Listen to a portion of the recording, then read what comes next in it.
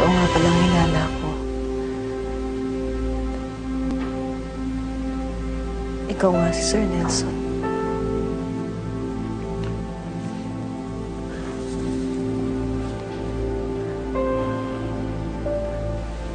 Lara, meron akong kailangang malaman. And please be honest with me. Ginamit mo ba ako para magiganti kay Ivy?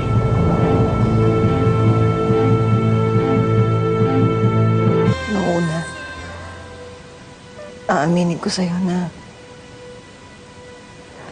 noong una kong inakala na ikaw si Sir Nelson,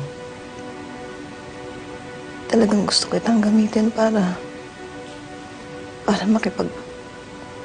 makapaghiganti ako kay Ivy.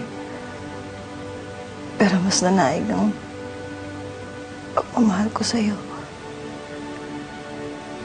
kaysa sa namumuong galit namin ni Ivy. Talagang nahulog na ang puso ko sa'yo.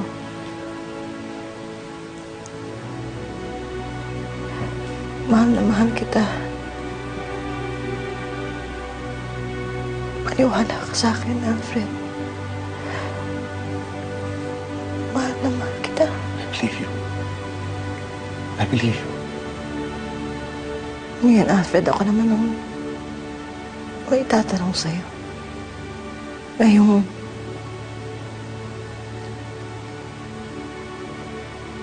alam mo na kung anong katotohanan. Sino ang mas pipiliin mo sa amin ni Ivy? Kung ano man nangyari sa amin ni Ivy noon, matagal na yun. Been more than 20 years at naka-move on na ako. Nakahanap na ang puso ko na ibang mamahalin at ikaw ngayon. Ikaw ang pinakasalan ko.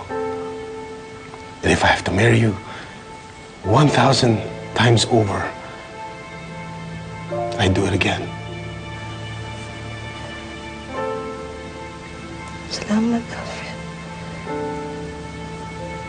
Alfred, hindi mo alam kung gaano mo ako pinasayang.